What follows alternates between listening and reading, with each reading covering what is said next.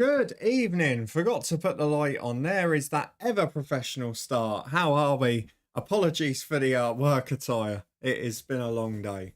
I hope you're keeping well. I hope you're looking forward to this one. We are here to watch Hull City versus Sheffield United, our third watch along of the season. And for those of you that haven't been here before, fairly professional indeed, Jambo. For those of you that haven't been here before, we just sit, have a chat, watch the football. It's all very leisurely. Thank you for everyone who's in already. Chuck a thumbs up if you haven't already. Almost a suit and tie manager, Rob. Not quite. You're not getting a tie out of me. Mainly because the only one I've got is a duck one, and I don't think it would go well with that. And I've got a South Park one as well, but neither quite right for the occasion. Thank you everyone for being in. Lovely to see so many of you along again. Jambo, welcome in. Steve, welcome in. This guy, welcome in. We'll talk predictions in a minute. Rob, welcome along. Come on, you hatters. That's what we like to see. Hope you're keeping well. Akshay's in as well. Hamer to score a banger. I wouldn't put it past him. Chris is in as well. I hope Luton get a win tomorrow. 6-0. I'm not sure about that, mate. I'm not sure about that. We'll be lucky to get one.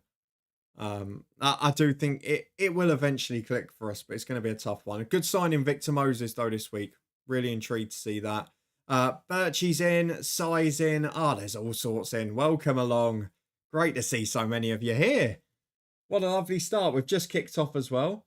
Was going to be a case of the former Luton fullback. So Sheffield United almost in from the kickoff. I'll just about get away with it. Ryan Giles is starting. The former Luton man, Cody Dramate, is on the bench. I'm just going to turn up the commentary a little bit just so I can hear it in the background. This guy, yeah, predictions are interesting for the Championship. I don't know if you've seen, I'm going up one a week. So I've gone from 3 to 4 to 5 to 6. My worst ever start to a season. But the rate we're going, by match week 33, I will get all 12 scores right on that basis. There's a lot of variation in the score predictions today. As Hull trying to plough it from the back, almost getting caught in her own box again. An interesting start. Now, I will talk a bit about this game in a minute, but I will catch up with the chat first. Rob's going for a thriller, 4 apiece. Steve's chucking a Championship's favourite scoreline, which hasn't been so favourite so far, as Ryan Giles puts the cross in. Headed behind for a corner. Aggressive start from both. Jambo's gone 1-0 to the visitors. This guy's gone 2-0 visitors.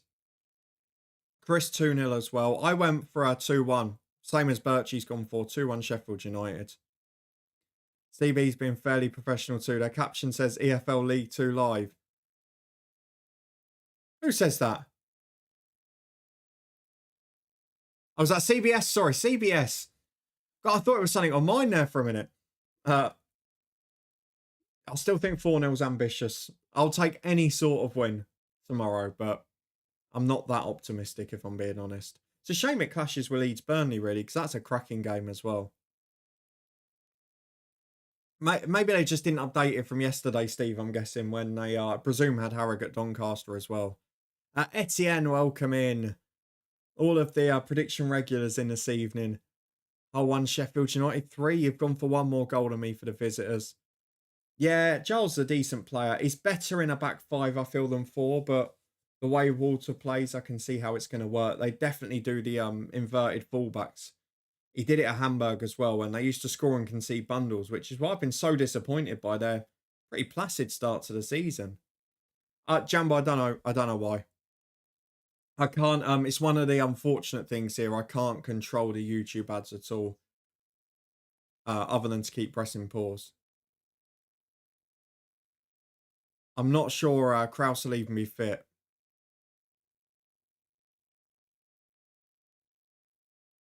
Still 40 plus games remaining for all EFL teams. No one's season is over apart from Akron. And come on.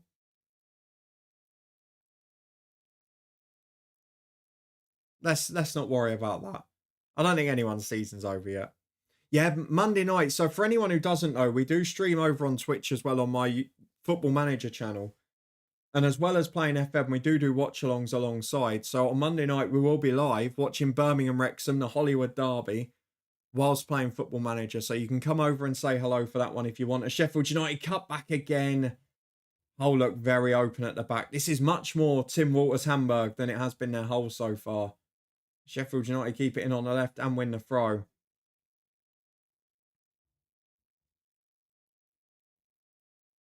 Yeah, that's true though. Monday's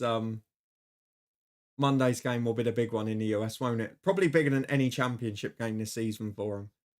But it'll be intriguing to see how it goes because obviously Wrexham have started brilliantly. They're top manager of the month as well. So, and Birmingham have spent ridiculous money. Good evening, Chris. Good to have you in. Oh, you went to Harrogate Doncaster yesterday. Were you in the home or away in this guy? I mean, if I'd have already moved up, I probably would have gone to that game yesterday. As it is, I'll have to wait a couple of months. But yeah, I thought it was a decent game as well. We were watching it on the Twitch channel while streaming. It wasn't a bad game. Doncaster dominated until Harrogate scored the opener. And then after that, they got sucked into Harrogate's game. They were giving away silly fouls, getting involved in a little personal battles off the ball, and just played into Harrogate's hands, in my opinion. Jambo. Oh, I haven't seen your mystery shirt yet. I'll go and have a look in the halftime break if I haven't seen it before. Charlie, what's your thoughts on positions being called numbers? Oh, I hate it. It's one of my hates of modern football, Charlie. And welcome in. If you're worried why it's just me on camera, don't worry. There's more representation from the podcast here because Charlie's in having a chat as well. Yeah, I don't like it. Hull have been caught in their own half again. This is ridiculous. Edge of the box for Sheffield United, the shots wide. We had a game like this a few weeks ago, didn't we, in League Two, Salford MK Dons, where both teams just kept giving it away in their own half. They're trying to play out. They're putting themselves under pressure. It was Giles with the heavy touch that time. I don't know what Walter's appealing for. Madness. Chris, yeah, a few people have chucked their predictions in. Let us know what you think the score will be. I went for 2-1 to Sheffield United tonight. Killer Scratch, welcome in. Good to have you along. Another name we recognise from the predictions. Great to see so many of you in. Chris, my team Carlisle getting a new sporting director and head coach appointed after tomorrow or early next week confirmed. Nice. Yeah, I haven't seen much about the Carlisle one because obviously the Blackpool one happened almost instantly, didn't it? With Steve Bruce surprising us all.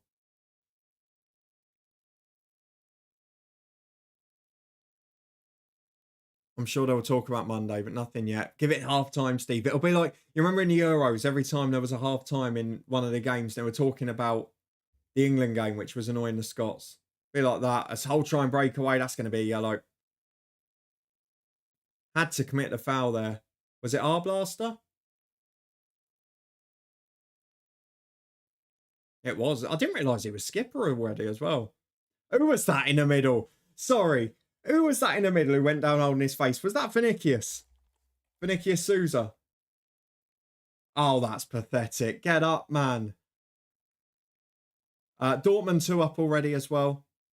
Just for those of you following the Bundesliga, Malin and Adeyemi with 1 apiece. And so Etienne leading Lille, but here 0-0. And as Si mentions, bit of drama with Rafe in the Scottish game.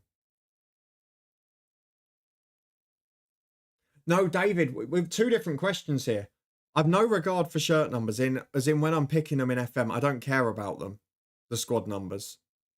But when pundits refer to a player by its position, oh, he can play as a 6, but he's not an 8 and all that. I hate that. I absolutely hate it.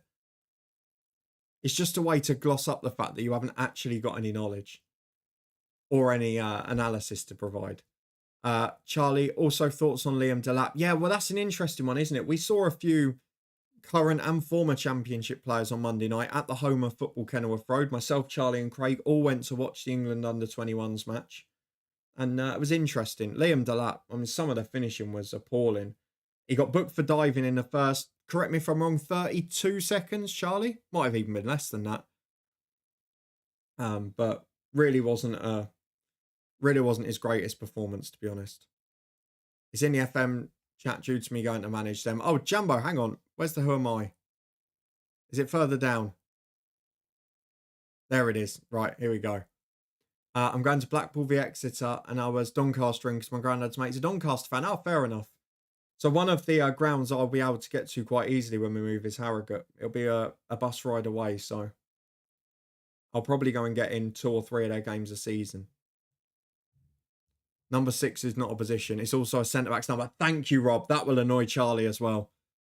He's very much the 4 and 5 at centre half and 6 in midfield. I'm with you. 6 and 5 centre halves. Number 4 in the holding role. Jambos, who am I? I've played with Lyndon Dykes, Jamie McAllister, Tommy Wright, Barry Robson and Lewis Nielsen. We got some Scottish vibes in there. A little bit of an EFL flavour as well. And I'm presuming there'll be at least 1 or 2 Scottish links in there too.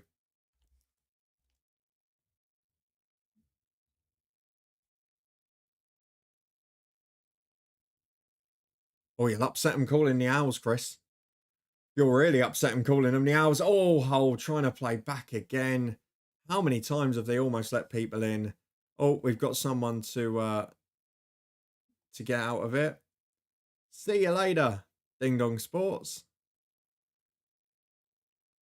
Threw in a late prediction. Went 2-1 Hull, Rob. The way they look in their own half at the minute, there should be about 3 down already. Simon Wraith reduced to 10 men after 15. Not a good start for them. Martin doing the same thing in the Premier League with Saints, trying to play from the back with average players. Yeah, I mean, he did make a fair point today in his press conference, which was until October last year, everyone wanted him sacked and thought it was going to be terrible. And then once players settled in, they went on a 25-game unbeaten run. But I do agree it's very different in the Premier League. Haven't seen it last season ourselves. But it will be intriguing to see how it pans out. And ultimately, I would say stick to your beliefs because I don't think it makes too much of a difference either way in terms of how many points they'll get this season. So ultimately, he's trying to do the Vincent Company approach, isn't he? And protect himself and at least try and provide entertainment. Chris Liam Richardson is the favourite, which I would take. He's worked with Jordan Jones, Charlie Wyke at Wigan. Liam Richardson to go to Carlisle, that would be, in my opinion, an unbelievable appointment. I know he had a tough time at Rotherham, but they weren't in the best of positions when he went in. At Wigan, he did an unbelievable job. Given time, given the right support, I think he could be a bit of a superstar there. Nigel Pearson been mentioned, managed us in 98, 99. Would that have been... No, that was the year before Jimmy Glass, wasn't it? Glass was 2000. I mean, it's a great name, isn't it?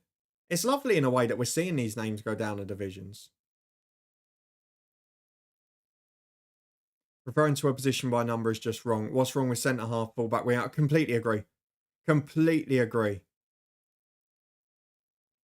It just used the position. It's not a problem. It's gradually got worse, hasn't it? It started by just naming the position. Then it went to the FIFA position. So DM, AM, Cam. That's the worst one. Cam, I hate that. And then we had the numbers instead. But they only use numbers for certain positions. They don't go, oh, he's a number 7. None of that, do they? That's what, if you're going to do it, at least commit the whole hog. The dive was awful from Delap. It really was. I saw it back after as well, Charlie. It doesn't get any better from in slow motion. First 30 seconds of a friendly. I mean, what are you doing? Yeah, Frappat had a good game.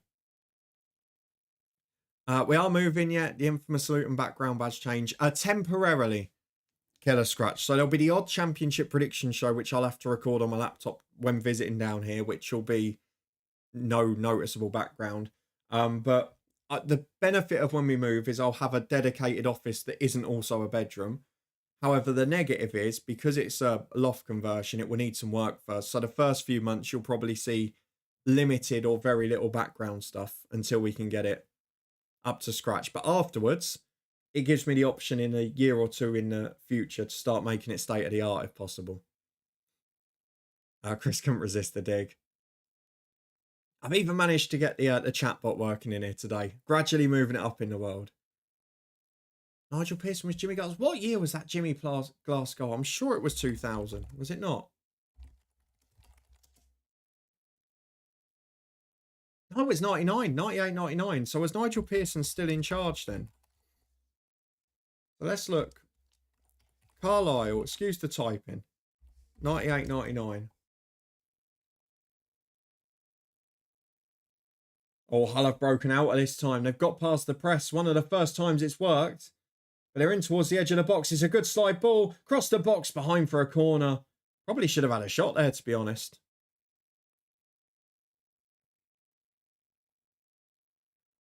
Let me see. Yeah, Nigel Pearson was the manager on the day they stayed up, so that would be a proper return, wouldn't it? He'd have to get him in, wouldn't he? Where is Jimmy Glass these days? He's got to be able to get him about, hasn't he? He only retired 2 years after that. Oh, Hull have given it away on halfway, and it's Giles v3. A 3-on-1 for Sheffield United. They've got to make it count. In goes Harmer, finishes in style. Not quite the thrilling strike that was predicted in the chat earlier. But Hull City, undone by their own stupidity. Very similar to that, if you remember Derby Borough a few weeks ago. Who was it who lost it? Was it Bellumi? I think it was. I mean, he's just dawdling on the ball. He gets caught. Giles is back. He's trying to block the path of the runner and the man going off to the left. He tries to force him wide to the right to Harmer. He does well in the end. But they just can't get back. It's a really sweet finish into the corner. Who was it who predicted Harmer? Straight away at the start. It was Akshay. Well done. Well done, Akshay. The good news is, even this way, I've got 1 point on the predictions.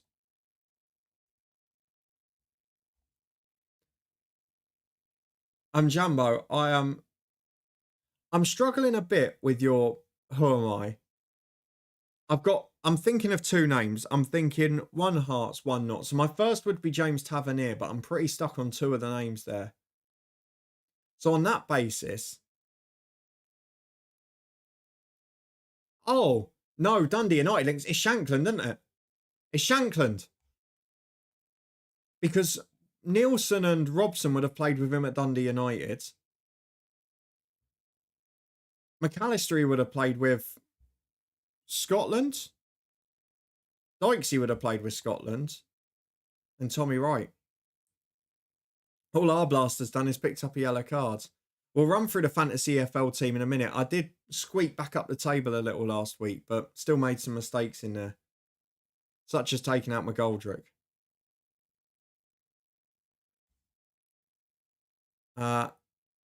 Newtown 1-0 up against Cardiff Met Uni. Pearson more likely to take our sporting director role. That could be a good combination, though. If you had Richardson and Pearson, I think that'd work pretty well. Charlie, you're watching the Scottish game because Portadown Dungannon's not on TV. Why move it to Friday night and not put it on TV? Oh, we've got a few Scots in here. Someone will have been Dunfermline. 3-1 Dortmund. Wow. Real negative is no cat, Steve. I hear there are some local neighbourhood ones near the new property, so you will see it. And you'll get an occasional guest appearance. I think there's one prediction show over Christmas and that I'll record down here and things, so you'll see the odd one.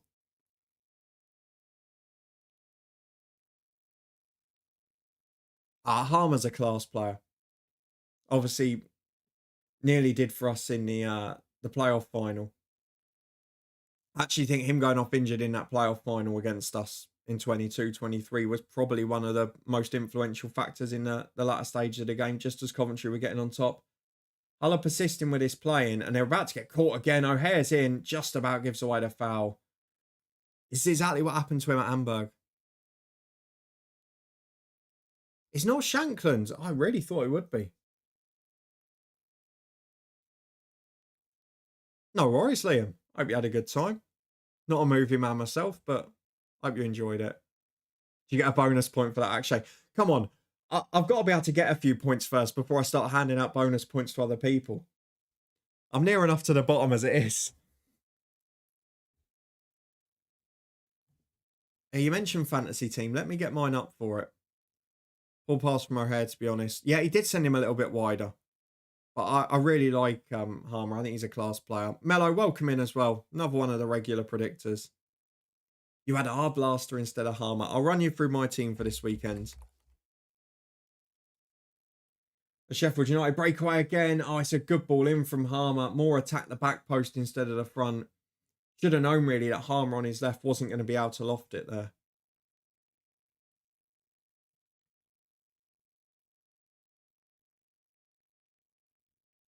Yeah, Rafe got one early. Have I ever been to a game outside of England? Technically, no, Charlie. So technically, I've not been to a game outside of English football, but I've been to Cardiff, Luton, obviously in Wales. So it depends which way you look at it. And the only reason I didn't go to Penny Bont v whoever it was on the Friday night before that Cardiff game is because it got postponed due to an absolute downpour on the Friday night, first week of the season in August. I just thought Shankland would have played with McAllister at Scottish Youth. Andy Robertson's a great shout. So my fantasy EFL team for this week, I've banked on a Middlesbrough clean sheet at home to Preston. So I've reluctantly put Sonny Dieng in, and I've also put Matt Clark in as well.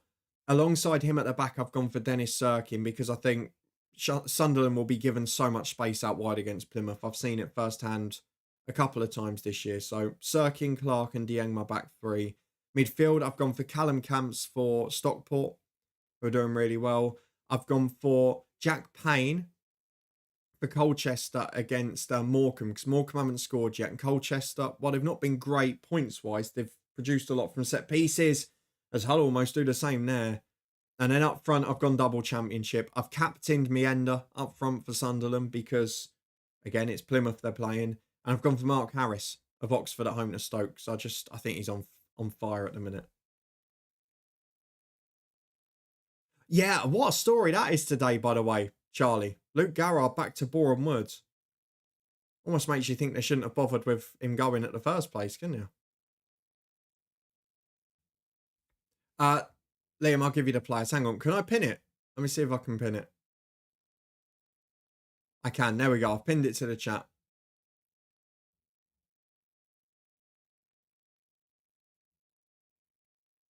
Still getting used to the YouTube streams again. It had been 3 years prior to this summer since I'd done one on here. And what news the last couple of weeks for those who played a game as well about FM being delayed, which is actually a bit of a blessing in disguise for me, but you know. Lovely to have so many of you in. Thank you to everyone who's chucked the thumbs up as well. I've got to say, Chris Wilder gets some negativity at time. He's really got this right from a tactical point of view. He's leaving basically 4-5 up at times against Hull's back four, and almost treating it like a mini game to press their back four keeper and holding midfielder. And you've got their two fullbacks, Hull, are sprinting across the pitch to get in sort of central midfield positions. And in the end, they've been pushed and just hoofed it 60 yards long, which almost caused more threat than that. I am Steve. Everyone's getting upset on the forums, and they get so annoyed as well. Like, I was in a stream the other day. It must have been one of the ones we raided. And everyone was going on about it and how terrible it was. I went, oh, I'm so relieved. I'm just so happy it's been delayed. And I don't think I get much credit for that. As Sheffield United this time caused trouble. Playing it back to the keeper who's under massive pressure. Can't get it away clearly. It's played out wide to the right. Oh, lovely turn. Behind for a corner. Hull City pressing. I wonder if Luke Garrard got a severance pay when he left and a signing on fee when he came back. He must have. I would assume it would have been out of contract, would it? I don't know. I mean, people forget the year before, they were twice 10 seconds away from going to the playoff final. They were ahead against Notts County, conceded with the last kick in the 90 minutes, then conceded with the last kick in extra time. And then the year after got relegated. It's a smashing fall from grace.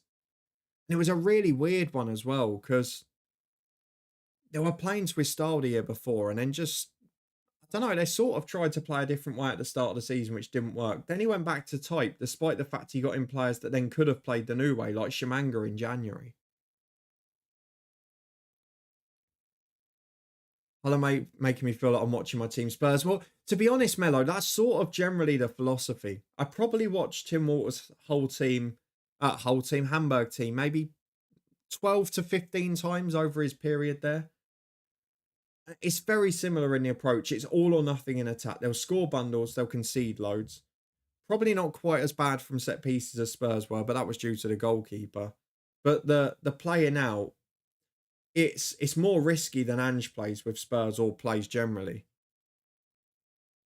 But It's when it works, it's great. It's free flowing, it's entertaining, it scores goals, but it won't get them as high up the table as Rosinha had them. I can assure you of that. Steve, I don't mind as long as it doesn't get pushed further back. My viewpoint on that will be to be confirmed, depending on how quickly the house goes through. But yeah, I should be all right by the next one. Are you happy that FM won't have internationals? I don't know if happy's the right word. I'm not devastated because most of us don't use it. It's a shame from a Build a Nation viewpoint, which is one of the more popular save types. Oh my God. Sheffield United have cleared it and they're in on goal. 1-on-1 at the back. Hull City all at sea defensively. They've made a bit of a hash of this, Sheffield United, but Moore plays the 1-2 and almost gets it back from O'Hare. No, I mean, you couldn't even see it from where the camera cut. How have they got in from clearing the ball on the edge of their own box from across? It's bonkers. How have Hull City not conceded more goals this year? The first time I've got to watch a full 90 of them. And I'm baffled by it. It is exactly what I expected from Tim Walter and his Hamburg era. But based on the fact they'd had pretty low scoring and low shot facing games at times, I was a bit concerned about it. Rock on, Tommy. Good evening. Good to have you in. Sheffield United for, I don't even know how many times now. I've won it back in the opposition half again. But yeah, the international management, as long as it comes back in better the year after, I don't mind. It needed to change massively.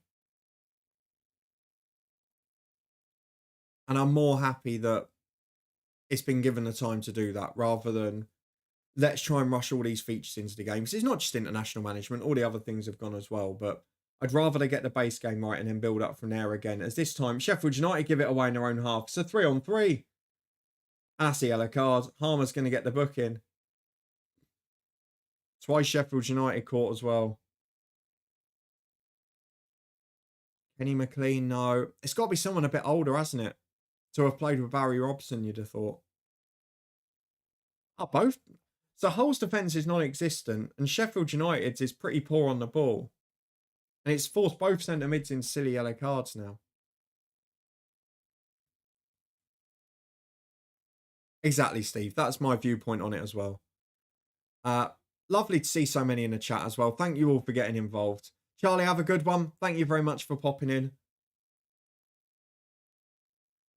When Spurs do it, I love it, but the amount of times Hull play out and give it away. Yeah, Mello. We were saying the same. We were watching one on the Twitch channel while we were playing FM the other week at the Salford MK Dons game. The amount of times both teams gave it away playing out from the back in their own half. It was bordering on a scandal. It almost looked like both teams were trying to fix it. That's how bad it was, the amount of times they gave it away. Thankfully, for them, both attacks were just as bad. Which is why I only finished 1-0. It's Hull go from distance. Oh, that had a bit of swerve on it, didn't it? Good strike. Tipped over by Cooper.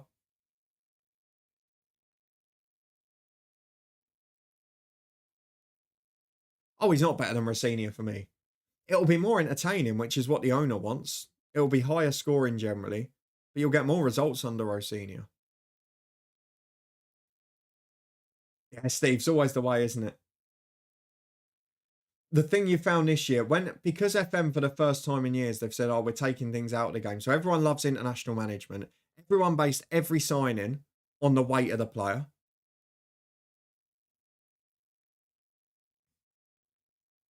And everyone apparently played all these different draft and creator club modes, even though the statistics say only a few % did. Jambo, I've got no idea, eh?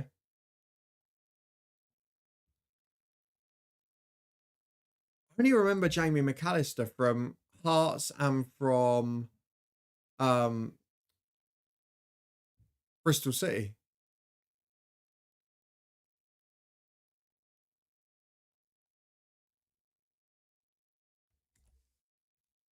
Oh my God. The whole player's tried a trick on halfway. He's left himself 2-on-2 at the back. Sheffield United breakaway. He's got back into the box. Oh, Sheffield United don't make the most of it again. They could have had 4 here already. Honestly, it's been a disgrace. I'll give it away in their own half again. And Sheffield United with O'Hare, who looks a real threat here. What a player. Down the left-hand side, across the box for Kiefer Moore. And it's a really good challenge to deflect it wide.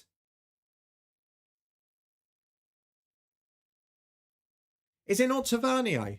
Oh, he's not without a club though, is he? So it can't be him.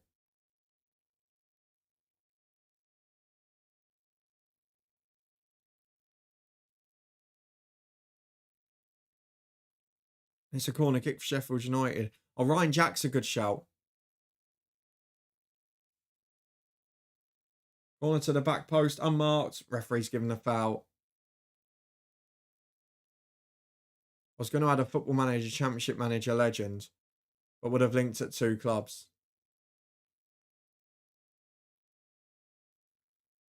I hate to tell you this, but I don't think Sheffield United will be losing this game. I mean, it has been the one negative, perhaps. Craig Gordon's got a club, hasn't he?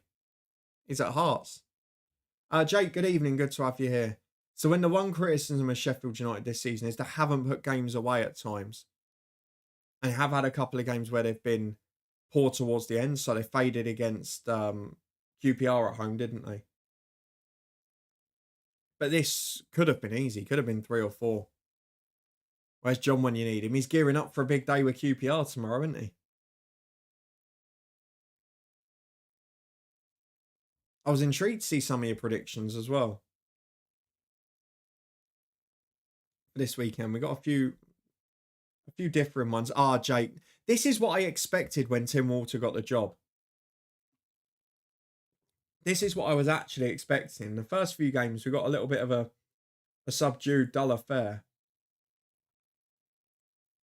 But this is more like it. This is exactly what he did at Hamburg. And obviously there, they were one of the better teams in the division, so they still finished sort of 3rd or 4th. But they won't finish as high as they did under Orsenia. Not even close. Stuart Armstrong's a great shout. But again, he's not clubless. Jambo's last clue was clubless, wasn't it?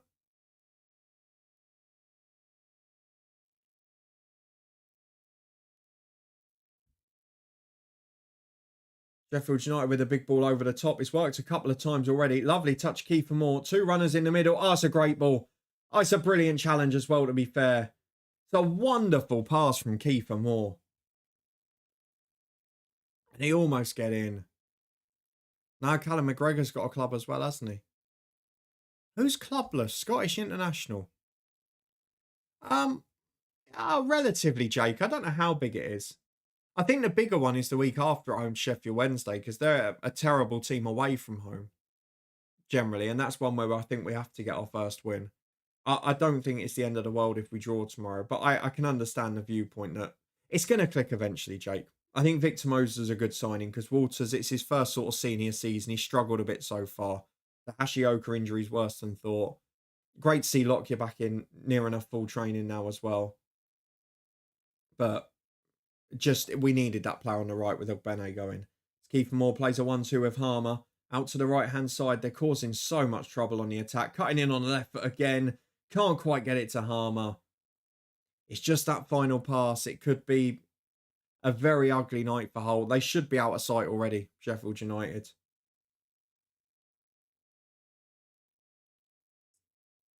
He'll be a very good player, Jake, but I would say on the front of Waters, the Burnley game you can't judge him on because he's not a centre-half. To throw him into basically his first senior game and say you're going to have to play centre-half with Koleosho cutting in against you and Odebear, who's now playing for Spurs and worth God knows how much.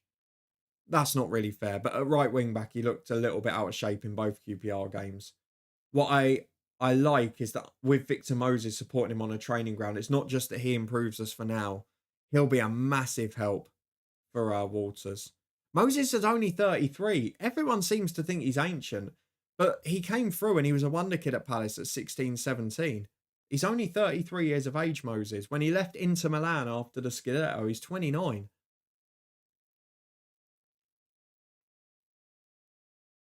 John Fleck, good shout. Again, not right though. I'm just trying to think of Scottish players who haven't got a club at the minute that will have been internationals or big names.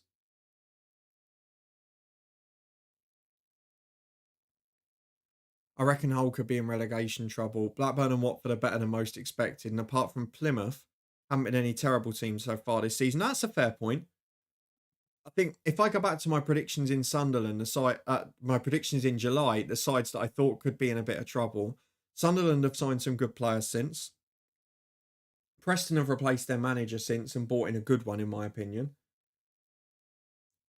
As that one's overrun for Ryan Giles. I had Blackburn in there, but then they signed the week after they signed Vyman. And who else did they bring in? They brought in 3 or 4 literally the week after. Danny Bath came in. They just added some real experienced members to the squad. And obviously they've gambled a bit on Cantwell now as well, haven't they? Watford I didn't think were going to be in there. I just thought they'd have another mid-table season, which incidentally I still think they will. But then the sides that finished last season really strongly, like QPR and Sheffield Wednesday, haven't started this one that well. But I do think Hull will struggle a little bit because they'll give up so many goals and you can't afford to do that in a championship. Oxford's going to be an interesting one because away from home, they're not going to pick up many points at all, but it's how good you can be at home. We've seen that with a couple of teams in recent seasons, haven't we?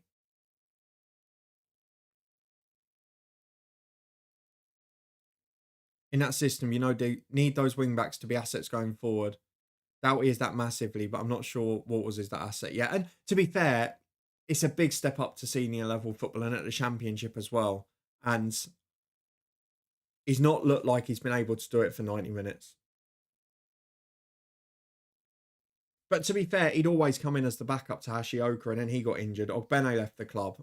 He was going to be third choice, playing a few games, building up, and now he got thrown in at the deep end. And having to play centre half as well didn't help. But Sheffield United in edge of the box again, gone for the shot which is blocked. Now the counter is on at the other end because Hull have left 5 forward. Whether that's because they just can't get back physically, I don't know. But then he's just run into a blind alley. This is really worrying from Hull.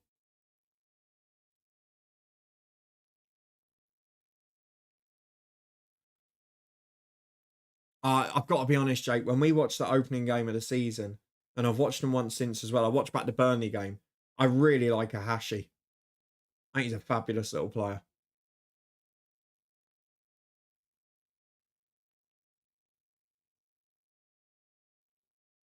Yeah, all it takes is one win, and we'll be one to go on a run, but you can't be too worried about a slow start. Half-time at East End Park, 0-0. Not often the Dunfermline games used to be 0-0, is it?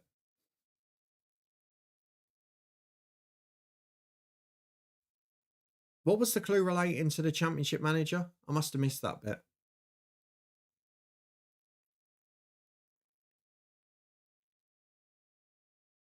I was going to add a Football Manager Championship manager legend, but he would have linked at 2 clubs. So Mark Kerr, so that'll be Motherwell, presumably, maybe Morton? Thing is, when you play 3 games in a week, your season can change quickly. Oh, absolutely. And we've got the first one coming up there at the end of the month, haven't we? And to be fair, Jake, if you look at that week for us, we start it going away to Plymouth. The home game in the midweek is against the Oxford. And the third game, oh, it's away again, but I can't remember where. I'm going to have to go and look. I'm poor on my scheduling now. The third game is Sheffield United away. So we've got 2 sides that you would expect us to beat if we want to be up there. Plymouth are the poorest side in the division, in my opinion. Oxford away from home, one of the poorest. And then it's Sheffield United away, which if you can then go and get a win is a big statement. And then we come back from the international break against Watford in the derby. Probably the first game after I move, annoyingly. I mean, I've said it before on the predictions, Jake. I don't even look at the table with any seriousness till after the October break. And I always go back to it, don't I? The conference season when we got 100 points, got promoted. It was our worst start out of the 5 years we were in the National League. We were on 14 points. We were 14th after 10 games. And you ended up with 100 points, 100 goals. It's only a start, isn't it? Jambo, my question, yes or no. Have I recently been a Scotland international? What are your thoughts for Sunderland tomorrow as well? Because sort of myself and everyone just think it's going to be a banker. I mean, I've chucked your centre forward in as my fantasy captain. It would be ironic, wouldn't it? It'd be a very Sunderland thing if Plymouth got their first win of the season. But ultimately, I think you'll beat them comfortably.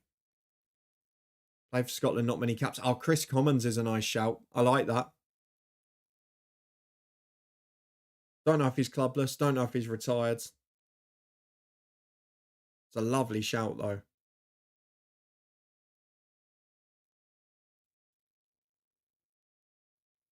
Scotland, but not many caps. It's how recent you go with that, isn't it?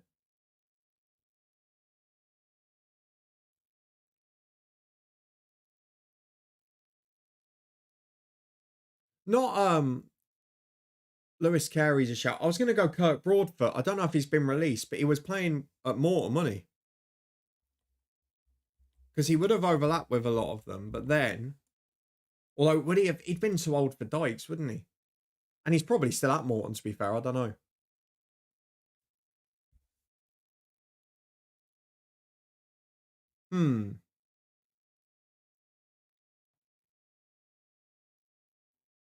It's a tricky one, Jumbo. I'll give you that. I'm the father of a current SPFL player. Oh, God.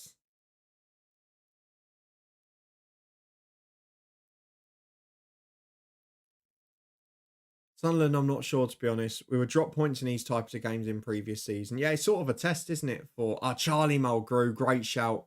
Great shout. It is sort of a test of Labrie, whether it's going to be the same old story. Ultimately, I think it's when injuries come along that you find out. But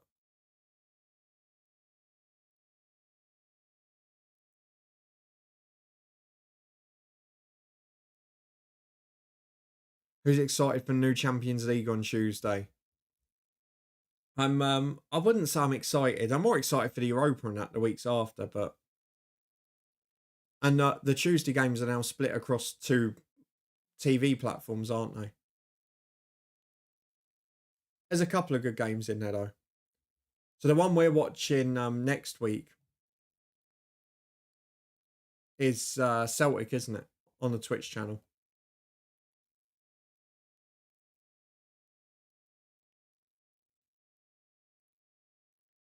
Hull trying to play out again, but Sheffield United have nailed this. They're just blocking the passing lines out. It's back to the goalkeeper, out to the fullback, back to the goalkeeper, and then eventually they go long. Here it is out to the left-hand side again. And this time Sousa falls asleep, allows his man past. They win a corner. Right on cue, they fall apart. Lee Wallace. Lee Miller. It is a tough one, Jumbo.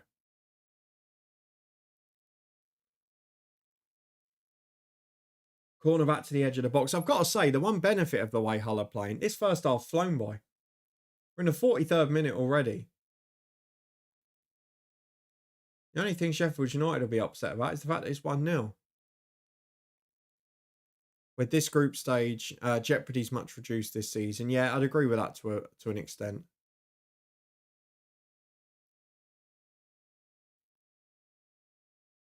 And great to see so many of you in tonight. Thank you to everyone who's coming along. Chuck a thumbs up if you haven't already. Check out the prediction show too. It is Lee Miller.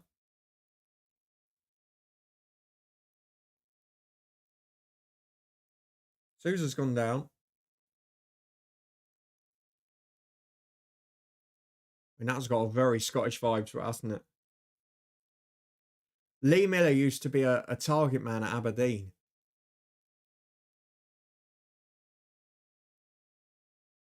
I remember him in FM a couple of years.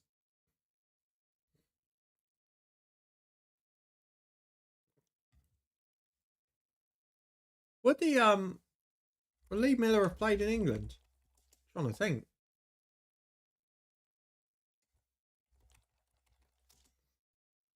Let's find him. He played for Bristol City. I forgot about Middlesbrough.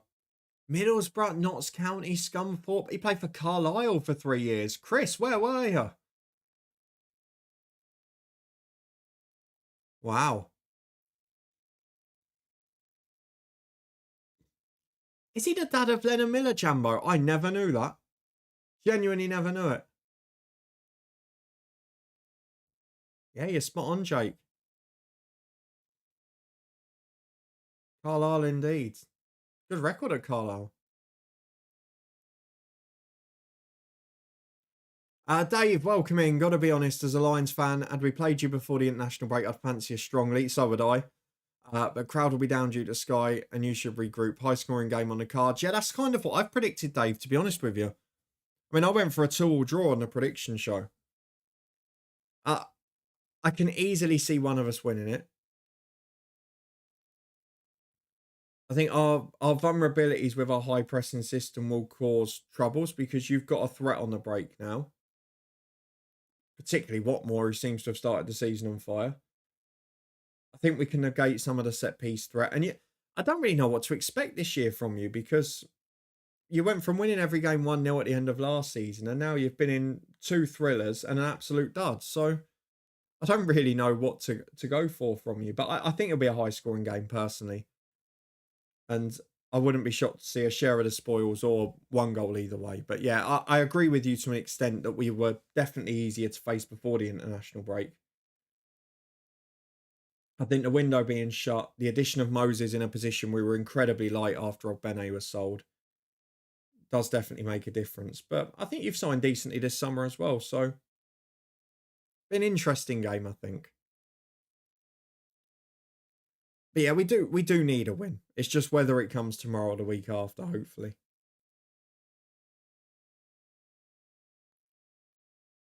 Yeah, it was a good one, Jumbo. Yeah, you're right, Jake.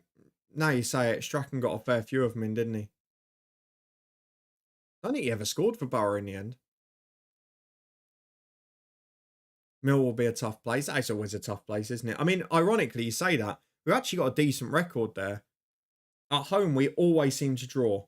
We always draw at home to Millwall. The year we came up, we even drew because Horvath threw one in his own net right at the start of the game.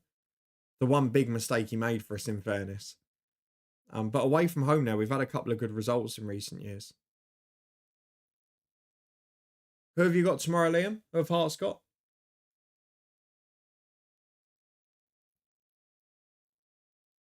There's less jeopardy with the new Champions League format. But every game matters since your seeding through the entire tournament is determined by where you finish in the table. I agree with that to an extent, Mello. But just like in 2 or 3 of the groups, you know the group winner with a game to go. You're still going to know who's in the top 8, at least 3 or 4 of them with a game to spare. You're still going to have 6 or 7 of the 12 sides that are out confirmed before the final game as well. So I don't think it's quite as high stakes. I don't think there'll be many more teams with not a lot going on.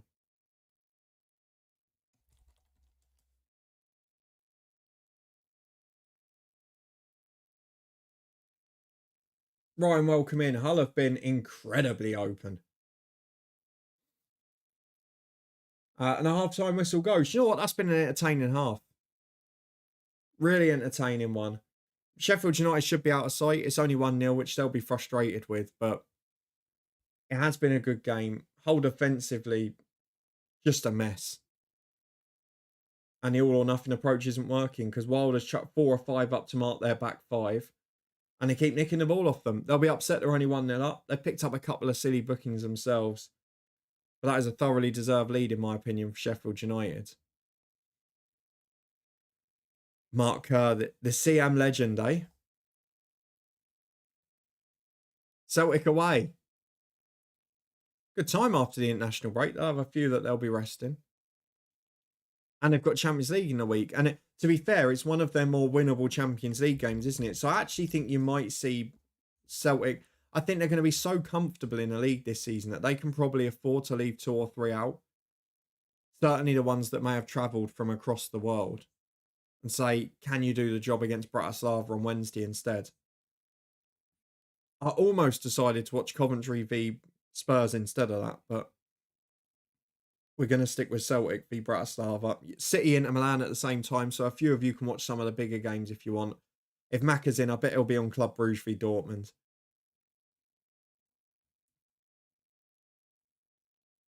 I don't like the Champions League being on a Thursday night as well, though.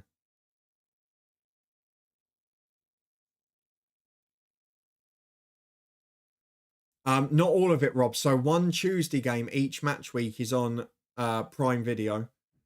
So this week it's is it Liverpool, isn't it? It's the big game. I'm trying to remember who it is. Let me have a look.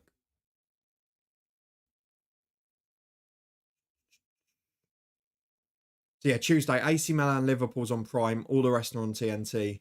But there's also Carabao Cup on Sky at the same time. So you've got something to watch regardless. So there'll be plenty of choice for whoever's in watching whatever you want. Oh, you're there, Ryan Ayer.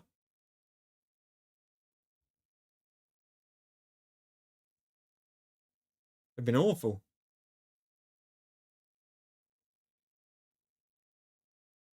I'm probably just not going to pay attention and act like nothing's happening. It was a very cold one last night. Oh, it's freezing. First night, it's the first week the winter jumpers are out for work. Don't have Prime either. No, neither do I. Not at the moment.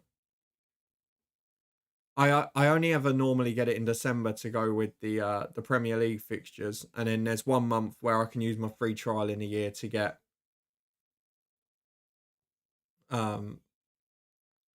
shopping and things when needed.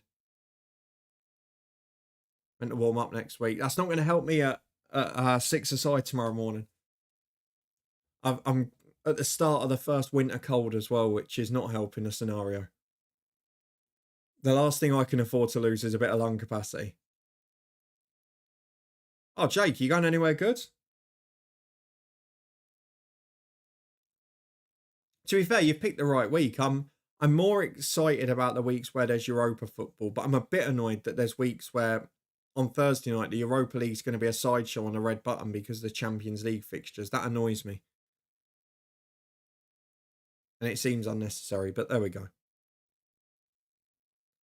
Turkey for 10 nights, blimey. Hope you have a good one. I think you're, based on that, you'll be coming back the day Craig's going out, I think.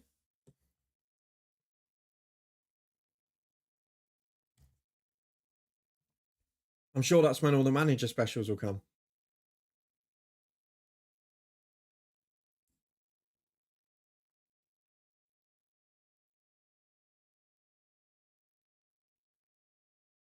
I'll be honest with you, mate. I have no idea who Carl Jackson is.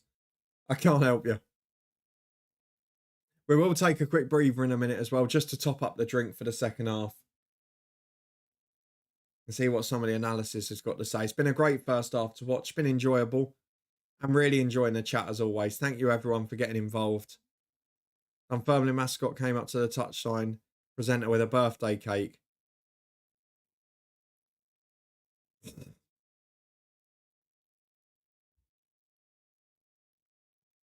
Scottish football, eh?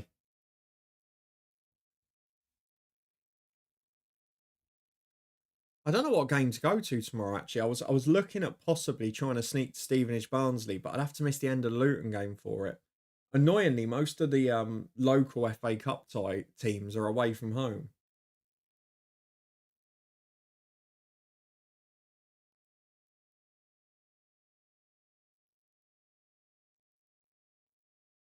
I feel like I'm a bit out of sync with this game for the punditry because they said Hull were doing well for the first 15 minutes. It's doing well now just having possession and going back to the keeper and punting it long? I don't know. Yeah, we will do You're the Ref in the second half as always. Thank you to everyone who got involved in the one we did over the international break as well. Back to usual service, Charlie losing by 1. Yeah, if I go to one, it'll probably be Stevenage Barnsley. It's just a bit annoying that like all the teams in the FA Cups in Albans are away, Boreham Wood are away. All the local stops on the train. Just doesn't leave much in terms of local matches.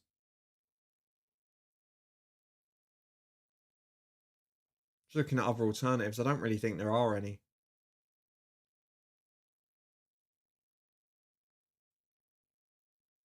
Because even Wimbledon MK Dons would have been my other choice, but that's a 12:30. Bromley Notts County I wouldn't get to for 3 o'clock. Although that would be a good game. National League. Not even Sutton are away. I'll tell you what, I wonder if I could get to Gillingham. Let's do some live train searching. Could I get to... It's direct. It's just how long it takes. Could I get to Gillingham in time to tick off a ground? And is the train affordable? That's the other big question, isn't it? Yeah, Peterborough Lincoln would be a good game. Annoyingly for that here, though, you have to get a bus to Hitchin, then the train from Hitchin. You can't go direct from Luton, which is a pain.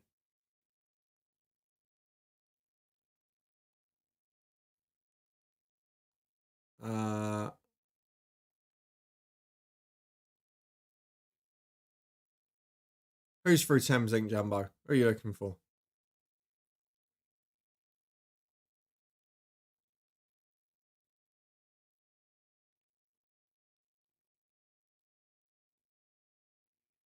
So if we come back the same day, let's see what the prices are. Chuck the rail card in, last few months. Moment of truth. Oh. 2 hours 22 with no changes. That's not happening. Oh, it's not cheap either. How does it cost that much to get to Gillingham? They returns 27 quid.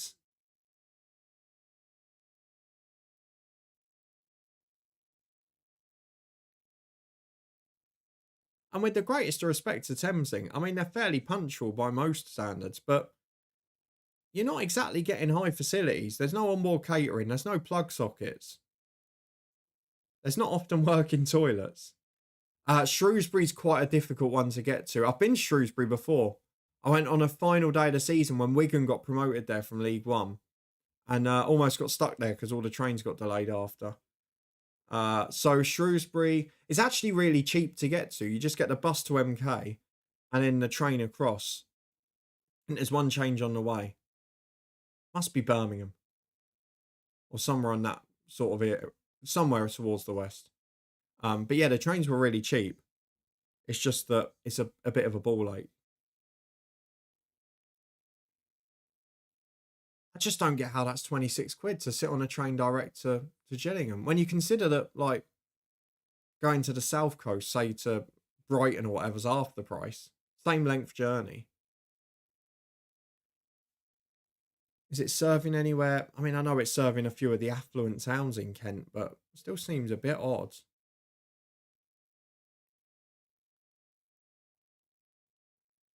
There is a cheaper option where you can get off and get on a tube halfway through, but it's only 3 or 4 quid cheaper. And still cutting it fine to make kickoff, to be fair. So that one's out of the question, I think.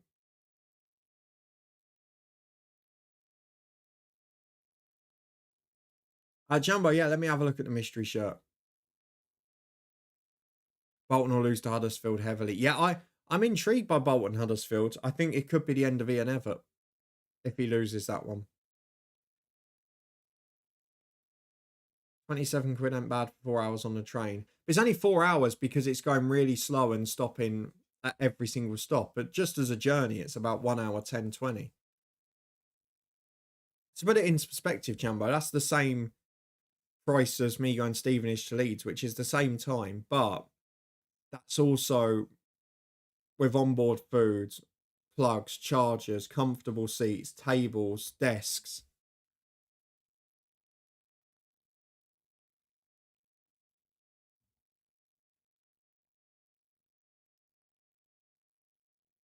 Oh, I've just seen I've been distracted by the FM25 release date that Rob sent in.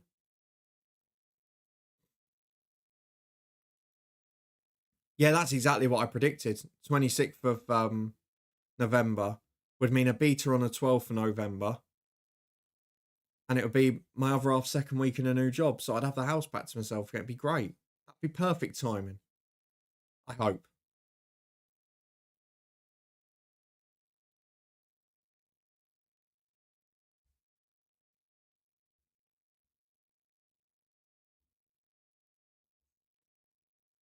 I watched Sam Allardyce podcast yesterday. He did not write out going back to Bolton. That'd be intriguing. I wouldn't be shocked if he did it either, to be honest. Bruce v Allardyce in League One. Who would have seen that coming a decade ago?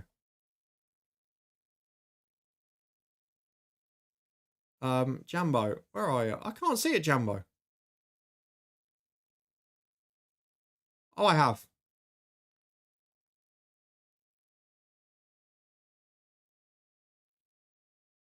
Oh, to be honest, that's a bit sad. I think you've got the worst kit of the three. What a random one to get.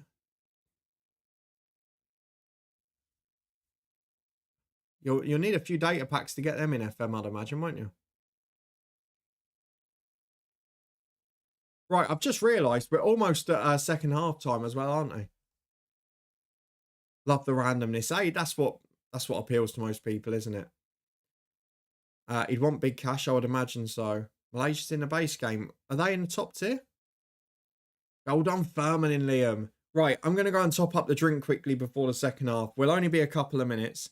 I need to go and get myself some because we're almost out. We'll be back for the second half in a couple. Don't go anywhere apart from to top up your drink and get a snack, of course. Big deflection for the Dunfermline goal. I'll see you in two. Stick around.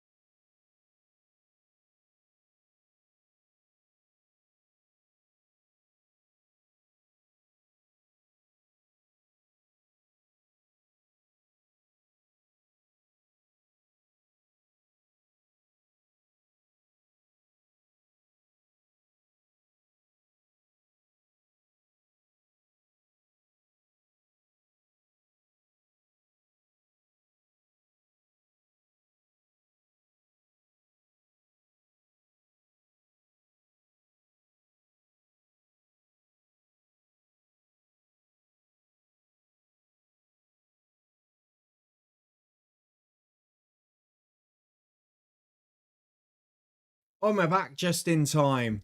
I've opened the door. And on comes the second half. Thank you for sticking with us. Appreciate you all being here. Loving the football chat. As two players hooked for Hull at half time, Ryan Giles is one of them.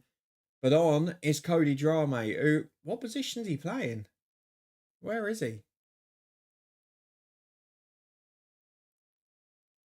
He's certainly not right back.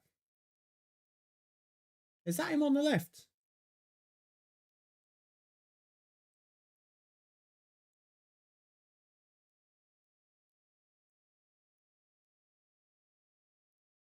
That must be him at left back.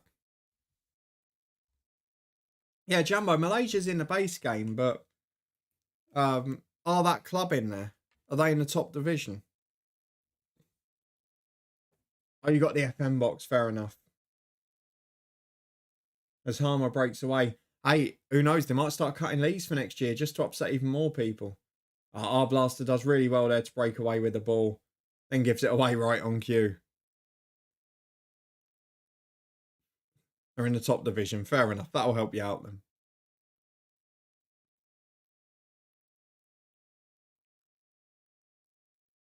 So Liam Miller is on for Hull on the left, but they've also brought on Drame left back for Giles. That's an interesting one. I'm still surprised we didn't have a go at getting Drame back in the summer, but based on how he's done at Birmingham since, I can understand, and the fact he couldn't get a sniff at Leeds, you can maybe understand why that was the case.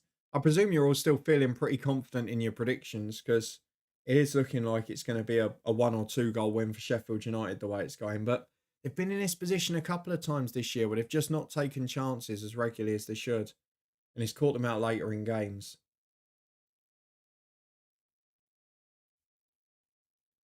We'll get a quick score update from some of the others as well. I know a few of you are watching the Scottish one. Heidenheim have just got a second against Dortmund. 3-2 now. Penalty kick with 15 to go. Heidenheim right back in it. What a story they've been. Big cross from Sheffield United. Drame away at the back post.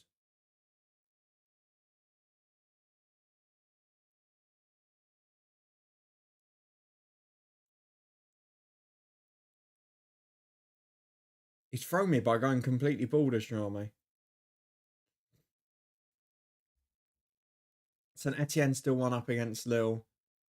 What is the Portadown Dungannon Swifts game score? It is 1-1 with half an hour to go. Oh, Jambo, come on. We were going so well. We were going so well, Jambo. We didn't need that.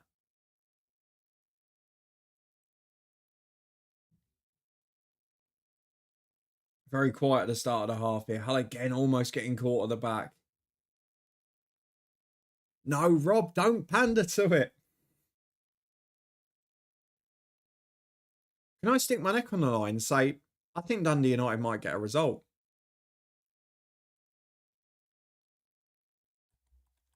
I really worry about Rangers at the minute.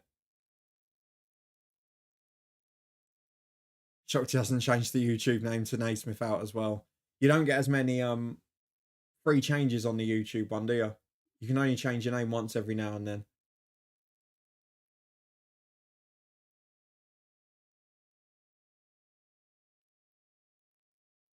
And we will return on Twitch on Sunday morning as well, for those of you wondering.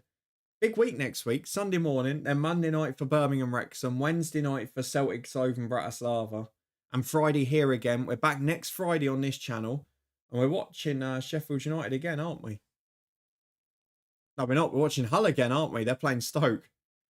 Getting my fixtures mixed up now. Stoke v Hull next Friday night. Not sure if that'll be as entertaining, but I'll keep giving it away. It might be. Oh, keeper more. That's poor. He's tried to catch the keeper out, and he had an option over on the right. That was really poor. There are a few games on Friday night next week whilst this one's on as well. So there's Langlen Torum, which I'm sure Charlie will be watching. There's Motherwell Dundee United in the Cup. Verona Torino from Italy. There's a Spanish game. There's a French game. There's a German game. There's a Welsh game. I think it's going to be an entertaining evening, that.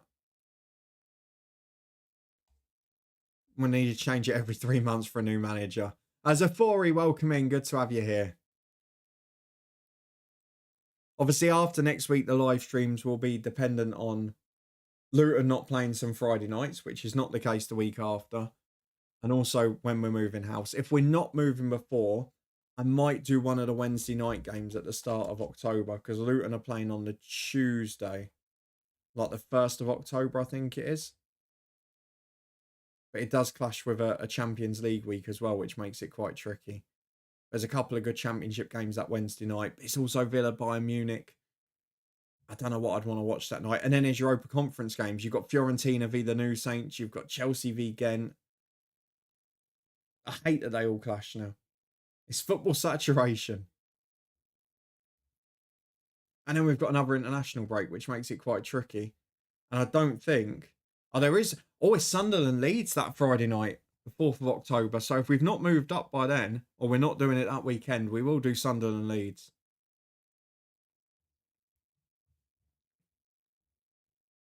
Dundee United weren't good against us. We were just awful. You can only beat what's in front of you, Jambo, can't you, really?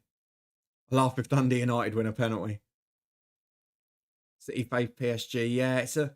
I really don't like the Champions League clashing with the others. I don't mind a new format, but they still should have done Champions League Tuesday and Wednesday and everything else Thursday. Or like Champions League 8 p.m, Conference League 5:30 or 5:45. Good alliteration on yours, Zafori, though. Jake, what's the house aim? You're taking much up with you? Yeah, pretty much everything. Pretty much all of it here. So obviously this is our room and furniture anyway. So the only things we'll have to buy, I think, when we get there are, in terms of big things, a fridge, freezer, and a microwave. And ideally a modernised air fryer. But yeah, most of the stuff's coming with us. We've got pretty much all the essentials. So we're as organised as we can be. And yes, it'll be expensive getting it all moved up there, but it'll be worth it to not have to buy a whole new house worth of furniture. Our Rangers penalty thing, of course it is, Jambo, but, you know, as we've established before, it should be a Hearts and Celtic one as well. Sheffield United try and break down the left again. Oh my God. That is diabolical. I thought Coyle was just going to see it out. Instead, he tries to play it back to the keeper. He then has the audacity to blame the keeper for the state of his back pass, which is atrocious.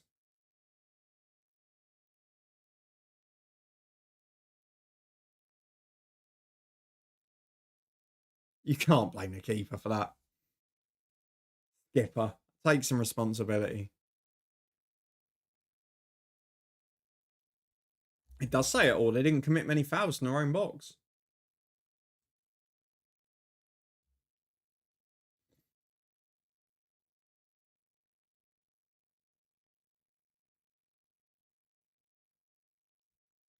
I was having a bit of fun with the fans in the corner.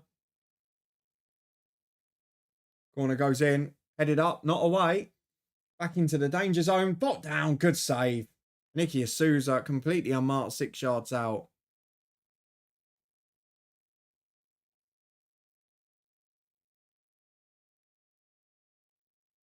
Yeah, Jambo not getting involved. Good goalkeeping that time, to be fair. The marking, again, leaves a lot to be desired, but it's not the first time we've said that tonight. And the second one's headed over the bar. It's been a similar start, hasn't it, to this second half? Sheffield United getting opportunities. Just took the corner quick. I think the ball might have been moving technically. Harmer's crossover hit, though. It's a shame because that offside line was a mess. There was one player playing them all on. Might have been Drame. There were 4 or 5 there if the cross was better.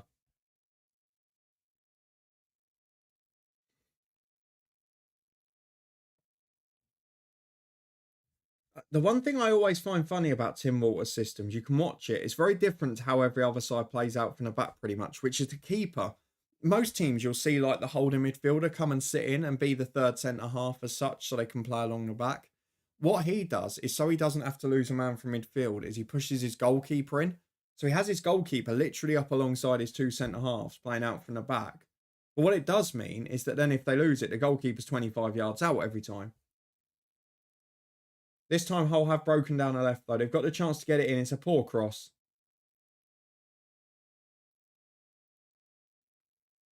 And Sheffield United can play out again. No, that's not the best ball. Back into danger.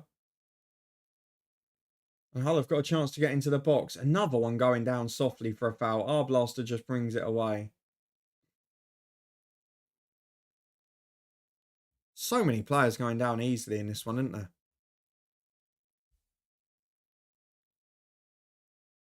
I will do You're the Ref in a minute. I was going to ask what games you're all going to this weekend first.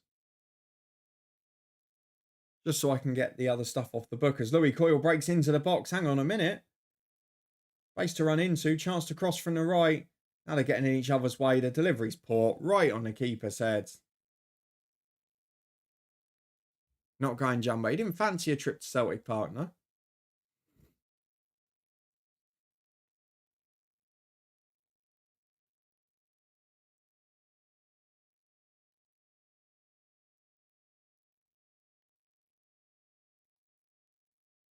No game for you, Jake. Well, no, I don't blame you for not making that trip, to be fair. And obviously going away as well. But even if not, Plymouth away is some day out. I'm so gutted that's been moved to Friday night in a couple of weeks. One I was really looking to get done this year. Not a fan of Celtic Park, Jumbo, no? Just see if Sheffield United break out here, and then we'll get the order ref out. Done it twice, Jake. Blimey. No game for me, no car. My town doesn't have a train station. Ah, that is a pain. Blackpool v Exeter and possibly Birmingham Wrexham Monday. Is that not sold out, being the Hollywood derby?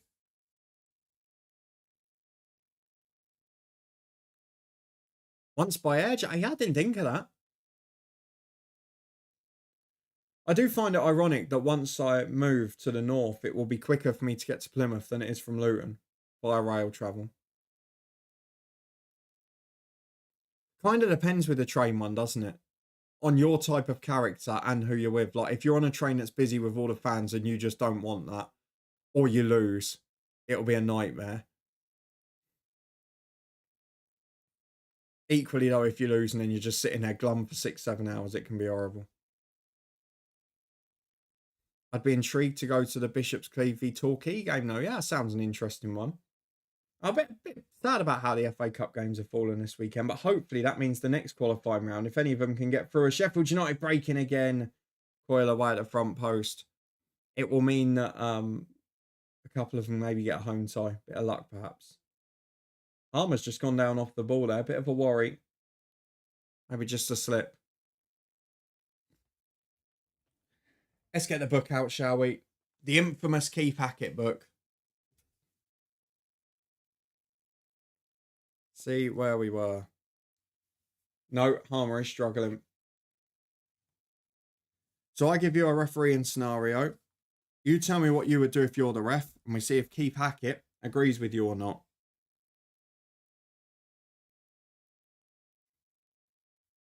Oh, I like this one.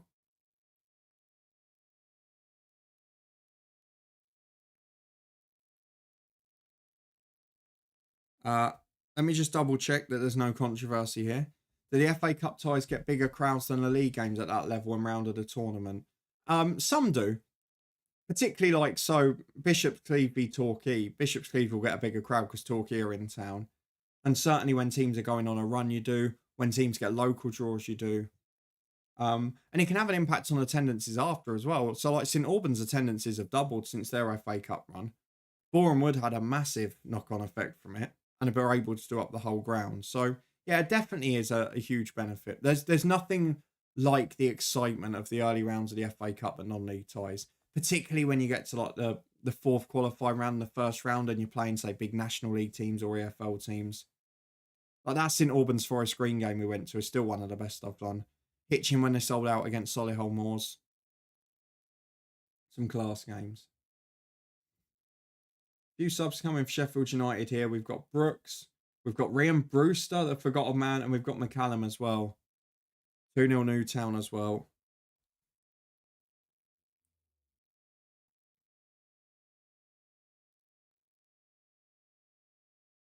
This one seems fairly easy, though.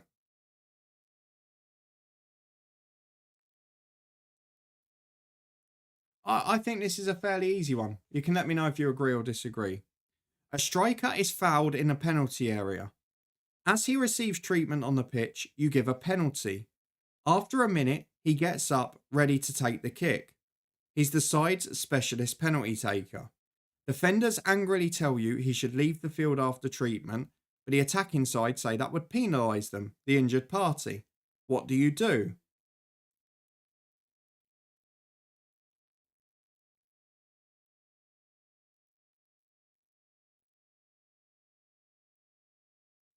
I'll give you a second one after this, Jumbo, because the next one's an interesting one.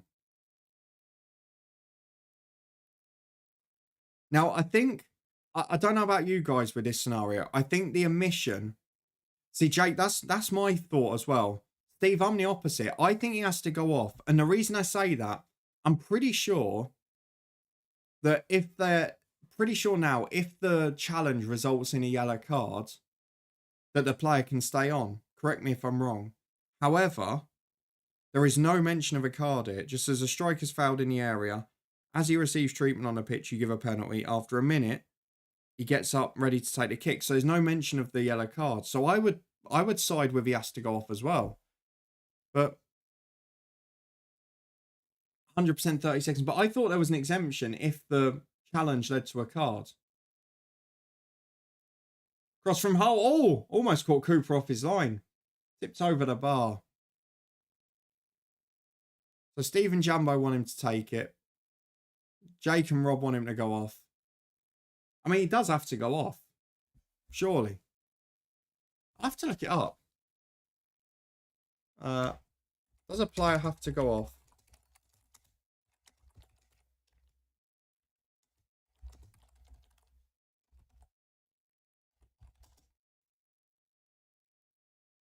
IFAB laws of the game.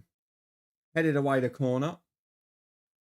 The player can stay on the field of play if he or she was injured as a result of a physical offence for which the opponent was cautioned or sent off, and the assessment treatment is completed quickly. Otherwise, the player must leave the field of play.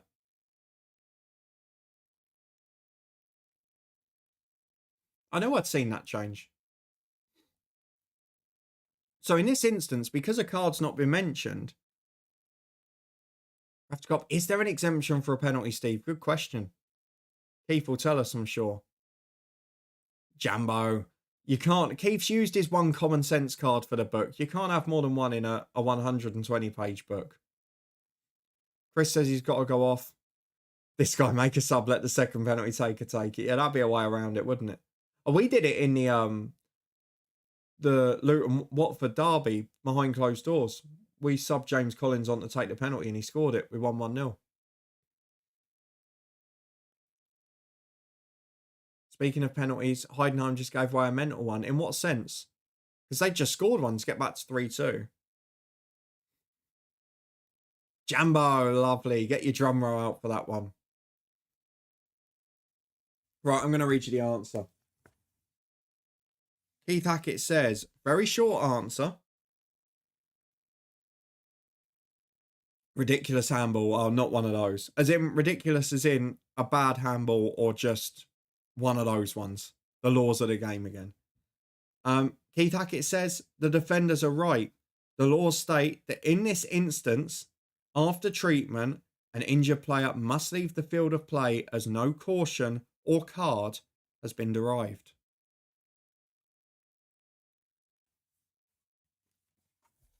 There you go. No penalty exemption.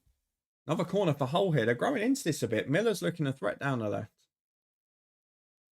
Jambo's booing. There's a conspiracy theory for you. Ridiculous handball was in stupid defender. Oh, fair enough. Could have sworn it was going to be the opposite there. It's Hull's 10th corner. Doesn't feel like they've had 10. Outswinging delivery to the back post. Headed down. Booted away.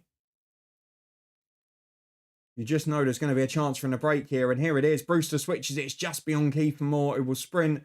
Miller's trying to chase back with him, but Moore just muscles him off the ball. Lovely through ball as well towards Brooks. Across the box. Chance to shoot. Great goal. That is a glorious counter-attack. McCallum scores it. And Hull City, for the second time in this game, the second time, do you know how I should know they've had 10 corners? Because it's where all Sheffield United's chances have come from. For the second time in this game, Sheffield United have scored on a break from a Hull City corner. To concede 2 goals in a game from your own corner kicks. The clearance is flicked on, and then Brewster just switches it. It's 3-on-1. Miller tries his best to get back. Brilliant from Kiefer Moore. Really class. Lovely little through ball for Brooks.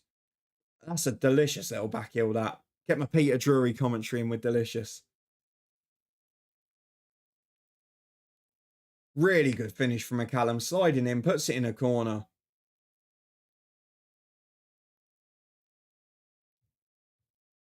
Miller getting eased off the ball like that deserves subbing off. I mean, in fairness to him, he did his job well initially, which is he got down a left wing and won a corner. He couldn't have foreseen the horrors that came on after it. Perfect scoring coming, more on fantasy points. Great finish. I think I had 2-1. I mean, I don't know what Tim Walter is complaining about. This is how he set his team up to play. First Sheffield United goal for McCallum. Not my FM save, Steve. This guy, I will do another one in a minute. Didn't expect to have a goal interlude there. Moore's quicker than he gets credit for. Yeah, I don't think he's quick or slow. I think he's just in the middle. But those big lumps are always assumed to be slow, aren't they? Which isn't always the case. His body positioning is football brain now is exceptional. Drame's just got caught offside 6 yards out wide. You can see the whole line. That's really poor. Palmer's coming on. Who else sat with him? Is that, what's his name? Regan Slater, isn't it?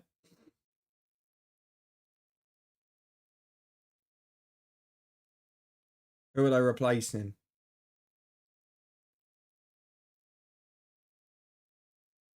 How many goals do you reckon Hull conceded from their own corners in Liam Rossinia's entire reign? I bet they've already topped it this season. Palmer is at Hull, yeah. Didn't he score a goal against Bristol City the other week against his former club? Or won the penalty? Am I imagining it? No, I must be imagining it because he didn't feature. Oh, was it Coventry? Who have Hull City played? He did something in one game. I'm sure of it.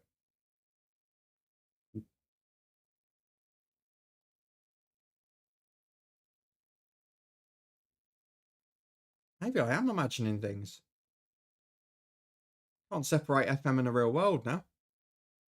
This might work against a lower quality team. However, they get battered against the big boys. Completely agree. Really agree with that.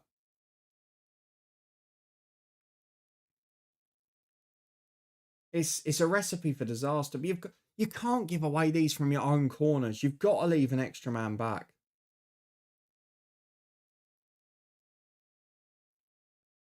No, I thought he'd played in a game recently where he scored against his former club. Maybe I'm thinking of Coventry against Bristol City last season, perhaps. Yeah, you might be right. So 2 Sheffield United so far, so good. I just need a whole goal. I need a perfect score to start off the week. I've had a nightmare this season so far. Right, here is the next draw the ref. Now we've got a little bit of a breather. They couldn't even beat Plymouth playing this way, though. That's a fair point. But Plymouth will be slightly better at home. But yeah, I do take your point there.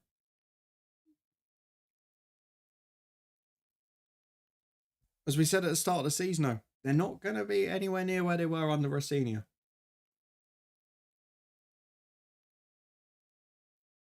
But the point stands, you can't just leave no one on halfway from your own corners and give away 2 goals. And it should have been 3 or 4. Right, I really like this one. So I want to know what you would do. It's Huller in possession on the left-hand side. Are we going to get a breather here? It's too good a game at the minute. Miller to Slater, out to your mate, who stays on side this time. Crosses blocked by the first man. Easily dealt with. Oh, they're away again. They're away again down the right-hand side, but the pass isn't great this time. They got the pass right. That would have been 3. Here we go. You're the ref part 2. Final one of the night. You've given an indirect free kick just outside the box. A defender stands 2 yards away to try and stop it being taken quickly, but the taker spots the keeper out of position, so deliberately plays the ball off the defender's leg and fires the rebound into the net. He then wheels away to celebrate. What do you give? I'll read it once more. You've given an indirect free kick just outside the box. Defender stands 2 yards away to stop it being taken quickly, but the taker spots the keeper out of position, so deliberately plays the ball off the defender's leg and then fires the rebound into the net. He wheels away to celebrate. What do you give? You're all saying goal. I mean, assuming he asked for permission to take it quickly, I would say goal, yeah. I go back to the incident I mentioned before with the quick throwing off the keeper's back.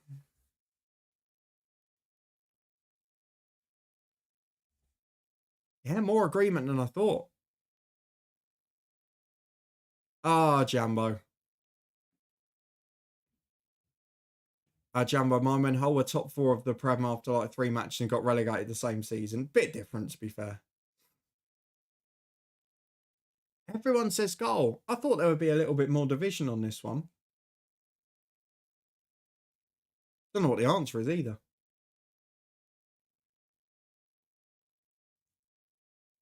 My take on the Rice red card. It's soft, but it's a red card. Do you know what? Do you know what my question is? Throw a mute button on here, Steve. Do you know what my genuine thought is, actually? And the question that I don't feel gets asked enough. Why did Rice give him the option? Forget whether you think it is or not. There'll be plenty of people who think, yeah, he's got to go. It's a second yellow. The referee's got no choice. There'll be plenty who think you could have kept him on. And I've seen plenty with both. However, why would you give him the choice? There was no danger there at all. Great ball in. That's 2-1, is it? No. Oh, I was waiting for the referee's whistle. The referee's watch to vibrate. It's a brilliant ball in from the right from Hull. Header hits the underside of the bar. Looked like it dropped down under the line, but obviously didn't. It's Louis Coyle who puts it in. It's the first wicked delivery. Great run in. Oh, it's got to be so close. Let's have a look at it. Oh, no, it bounced down in front. We didn't really kick it away, Jambo. He sort of stood in front of it and flicked it. The one thing I will say about it, though, actually, we had an incident almost identical a couple of years ago at Luton with Henry Lansbury, with a Swansea player. It went viral. And Henry Lansbury got booked for doing what Veltman did. That was the thing that perhaps surprised me more, is that Veltman didn't get booked as well, because he knew what he was doing.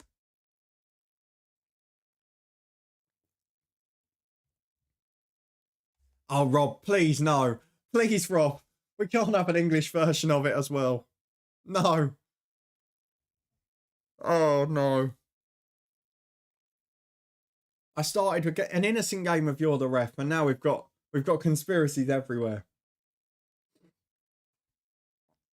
Right, so every single one of you, from what I can see in the chat, has said goal for the You're the Ref scenario. Am I right? I think I am. Do we see what Keith says? Keith says, this is a Theo Walcott page, by the way, apparently. Keith Hackett says, yes, give the goal. The defending side are being penalised, so it's right to give the call in favour of their opponents. You should then book the defender to failing to retreat the correct distance. See, he wants to book Rice as well. And that is the other point here. You know, there's a big fuss about, did Rice kick the ball away? Did he flick it or whatever? Either way, he stopped it being taken quickly because he was standing in front of it. So it doesn't actually make a difference. He could get a yellow card either way. Well done. Good effort from the chat today.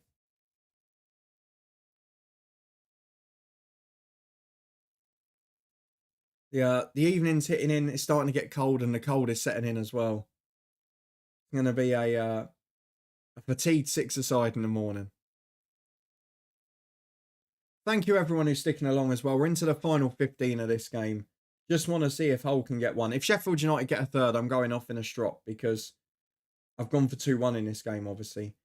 I mean, Palmer's basically in the centre-half position now. The shape's all over the place. Sheffield United, and Wilder's absolutely right. He's done the old Steve Evans that I used to love going to watch at Stevenage, which he's just left 2 up. Another good ball in from Hull. Coyle's putting some wicked deliveries in. But he's just leaving 2 up, and Hull are leaving 1 back, sometimes 2 back. They're drifting out of position, and 1 good ball and they're in every time.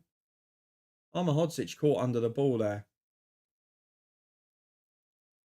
You can't beat him, Steve. No, I won't have it. I'm going to have to start banning all the regulars from the chat. Did you see the interview with the Barnet manager, Sam? Yeah, I did. It was an interesting one, wasn't it? I mean, it was ironic. A lot of the sort of hardcore fans were agreeing with him. I kind of get why. Barnet had been flailing for so many years, and he's improved them each year. They'll probably win the title this year. They'll be right up there. I do kind of get what he's saying, to be honest. Not as cold tonight, Jambo. Maybe not where you are, mate. We're down to a few degrees down there. I'll tell you how many it is there. Conspiracy theories are so easy to get by. I'll be honest, I don't know why you'd waste your time with them. It doesn't do anything for me. But it is the modern social media way, which I'm obviously not that averse to. Corner kick. Oh, he's giving a goal kick. Cardiff met Uni, pull one back. Dunfermline 2-0 up. David Wotherspoon, what a name that is from the past. Dortmund did win 4-2 in the end with that late penalty from Chan. St Etienne still 1-0 up against Lille. Real Betis 0-0 with Leganes. That's in the second half now. Fornals is captain for them. Fornals and Lo Celso. Hector Bellerin in the team. Roca and Lorente from Leeds. Basically got a Premier League Legends team in there, haven't they? I say Legends, but you know what I mean.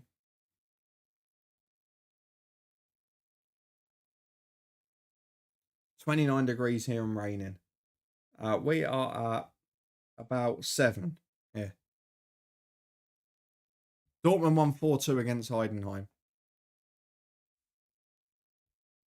Yeah, Sam, I kind of understood the frustration from the Barnet manager. And they had one as well, to be fair to him.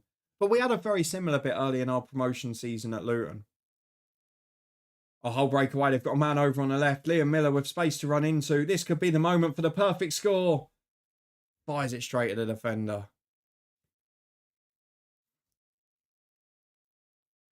That's an awful Betis team. Well, it's drawing 0-0 with Leganes at the moment, so it's not having its best start to the season.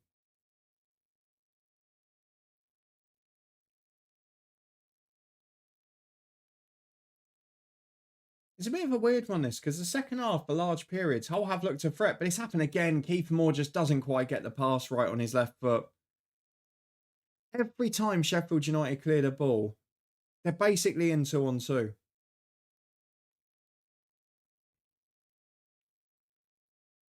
I mean, Jambo, I'll be completely honest with you. I don't really care. I don't get it. I don't get the fascination with it. I'd rather just... I love watching football. I enjoy football. The last thing I think about is what the referee's doing. As that crosses in, headed away well. I just don't have that much of an interest in conspiracies or what could go wrong and all that sort of stuff.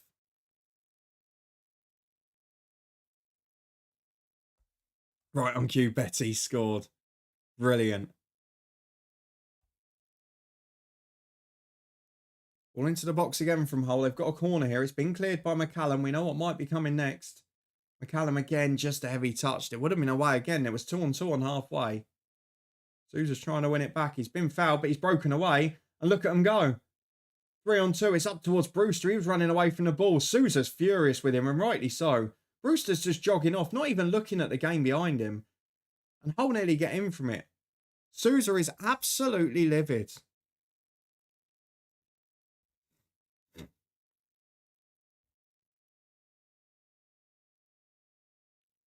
Wardo, welcome in. Thank you very much for that. Appreciate it. And there it is, right on cue. The alert's just behind. I'll ask the question again because I asked it the first week and no one got it. Where's that music from? You need to be of at least my vintage or older to know. Where is that little bit of music from? I'll play it once more for you on there. Where is that one from?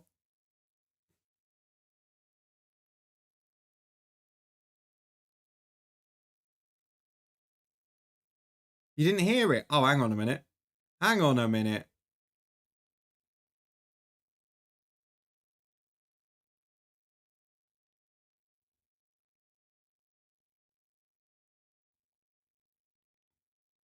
Let me try it with this one. Didn't hear anything. Right, let me try it again. There we go. What's that clip from?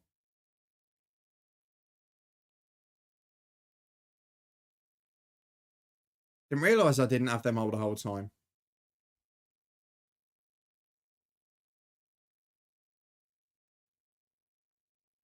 I'll play it again. One more. Wardo, you're getting a lot of thanks for this. That's an awful tackle, Mello. Awful tackle. He's only given a yellow.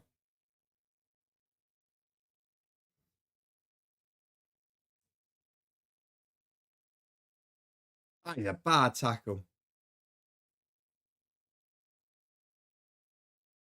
Again, my screen. You're all just enjoying the music now, aren't you?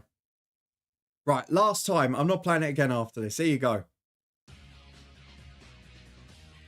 Jambo, you're in the right ballpark. You're in the right ballpark. It's not Football Italia on Channel 4.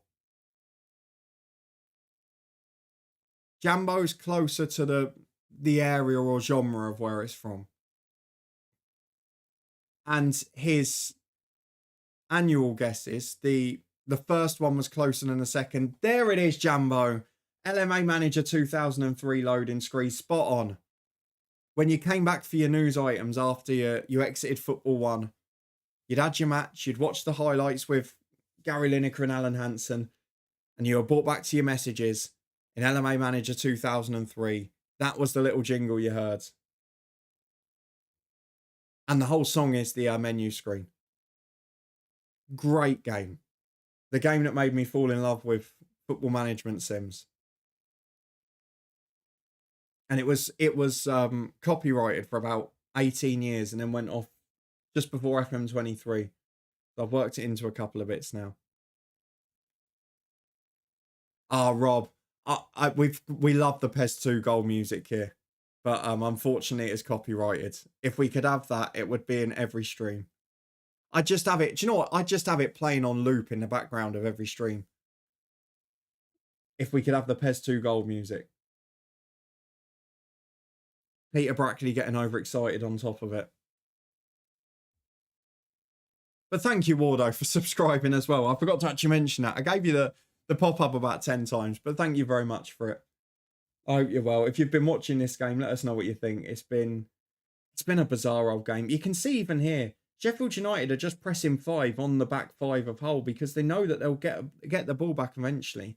And even if it goes forward, all they've got to get is one long clearance. And the man's in. I'm for a corner kick. Still surprised that was only a yellow, to be honest. Here's a question. Best football game for soundtrack. FIFA, was it 05 or 06 had a couple of good ones. There was that 2-year period where there were just some crackers on there.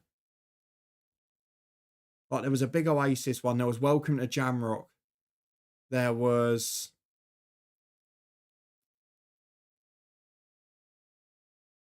a song called Run, I think, which was quite good as well.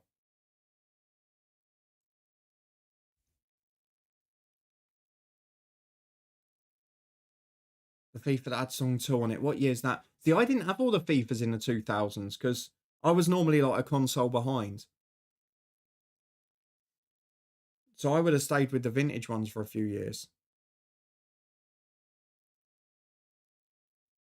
So I wouldn't know all the FIFA soundtracks off the top of my head.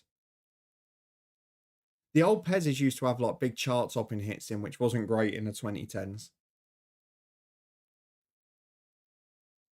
What about LMA 2001? Eat My Goal.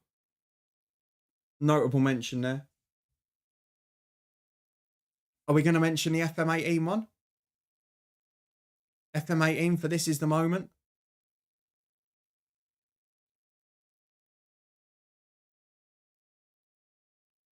Favourite FIFA game?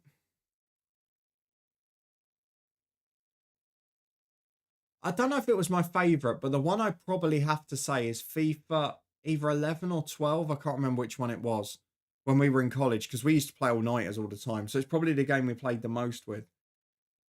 And we used to do a fixture, Swansea v QPR. Tom was Swansea with like, basically pace was everything in that game. So you had like Sinclair and Dyer out wide who were world class. And you had... It was QPR when they had none of the legends in yet, but they just bought Barton and Wright Phillips in the January window. But my favourite play-in football game is PES 2. still without doubt on the PS1. PS2 on the PS1 is unmatched. We still, whenever we do gatherings as a podcast trio, we always play it. FM18 had music. Yeah, whenever you loaded up the game, it had This Is the Moment by, I want to say Chase and Status. Might be wrong. Yeah, it was a song called This Is the Moment. And all the FM creators got very upset because it used to load on a menu screen when they were streaming. And then they get copyrighted. 13, 14, a lot going for that era. All games, first thing I do is turn off the music. Steve! No! Sheffield United have won it back on the right again, but Brewster's given it away. And Hull have got a chance to get in. This could be the moment. Going for the 2-1, but it's cleared away again. Free kick Sheffield United. I don't know if you remember, FIFA Manager 06. You could upload your own songs to it and make your own soundtrack, which was great because you obviously just picked all your favourite songs. Kind of what this guy's mentioned anyway there. Kiefer Moore's coming off for the last 3 minutes. Jamie Shackleton on, a bit more defensive there. I think that's just because Brewster's given it away on the right a couple of times, so he's probably going to chuck him through the middle. I never had it on the Wii, FIFA. I had one PSP one. But I never really owned a lot of the FIFAs. We used to just play at our mate's house most of the evenings. We'd go and play football or tennis or pool or whatever for 2 or 3 hours. God, that stadium is emptying quickly. Just proves, doesn't it? You can be as entertained as you want. It's all about results. You could turn it off, Jambo.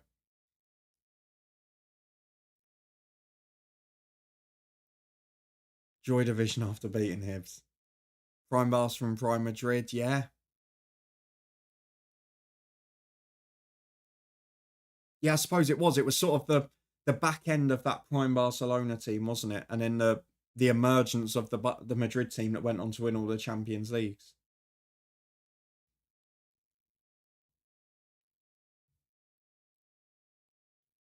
I think FIFA 13 would have been the last one we played regularly in that college era, and then we all went off and did our thing. Whether it was work, uni, or whatever else. I'm hoping next year we'll probably get back into it because it was me and Tommy used to play it a lot, and we're going to be living locally again then. So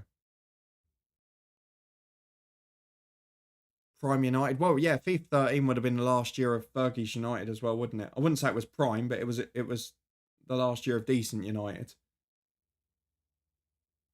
Oh my, Sheffield United are away again. They're away again. They've cleared it from an attack. They've got a 3-on-3. Just been slowed down here. Edge of the box shot. Keeper saves. Hull defending a counter attack. Honestly, it's a disgrace. It's an absolute disgrace.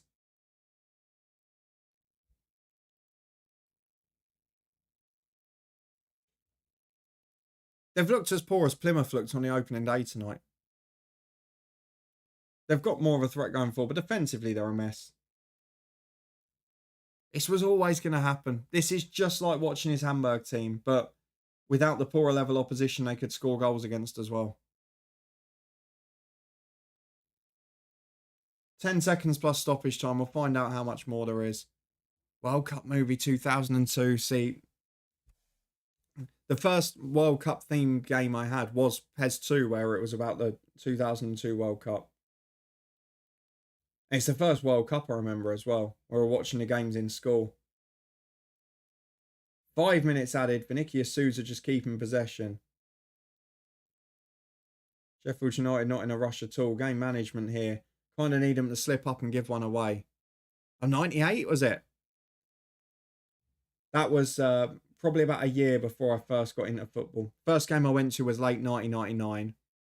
And the first games I remember watching on TV were from like the 1999-2000 FA Cup final. I remember that game. And a couple of other matches that season. That would have been the first year I was following football closely. I'm trying to think of other ones as well. Especially in terms of soundtracks.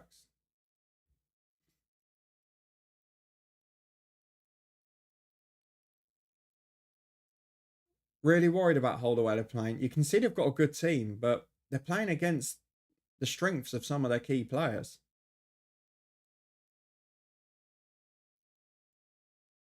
And the cohesion's just not there. Sheffield United have just got on a shape and they can't find a way through. Kind of hoping they do, because 2-1 would be exactly what I need tonight. But I don't think in these 3.5 minutes I'm going to get the goal that will give me the perfect score. If you did go to a World Cup game, when was the last game you went to? A World Cup game? I've never been to a World Cup game. Not live in person.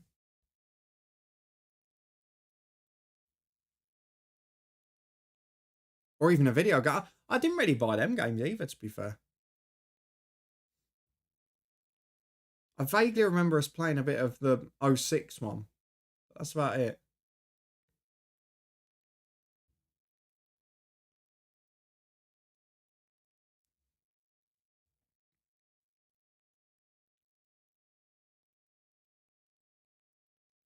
FIFA World Cup games were pretty good. No, fair enough. The Euros add-on on this year's one was rubbish. The only live World Cup action I've ever been to was Cricket World Cup, because it was here and only a few years ago. Oh, good ball in. I'll have a chance. Poor first touch. Souza can bring it away. Wins the goal kick. Oh, no, he's given a corner. Wrong decision, I think. I mean, if there was one you would go to. Oh, fair enough. Football-wise, maybe the Brazil one was good. I really enjoyed the Brazil World Cup. Even though England were awful at it, I just enjoyed the tournament. Thought the Qatar World Cup was entertaining. I'm really looking forward this guy when the next Euros obviously is in the UK. I'm going to go in the ballot for so many tickets then. We went to the Women's Euros games in 2022 here. It's such a different football experience to anything else I've ever been to, going to an international tournament like that. So I think for me, that'll be the big priority. Is going to loads of the Euros games in 28.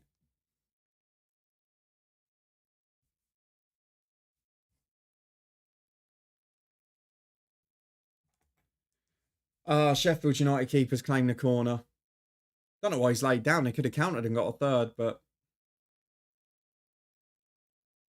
that's my chance of getting the perfect score gone. It'll be a point on the board, but I know a lot of you have got 3. Stadium is literally almost empty now, apart from that big away following in the corner.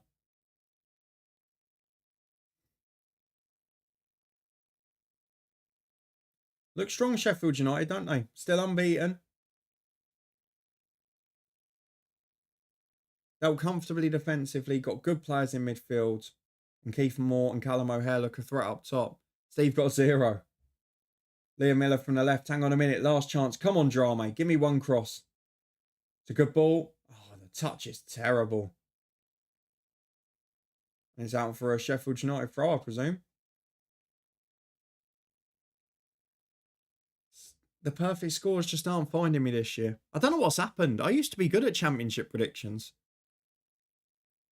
Even when Luton weren't in there and I weren't watching many games last year live as a result of that, I was doing all right. But this season, it's all falling apart at the start. I'm starting as slowly as Luton. There's 10 seconds to go. The whistle will go once this goes down the line.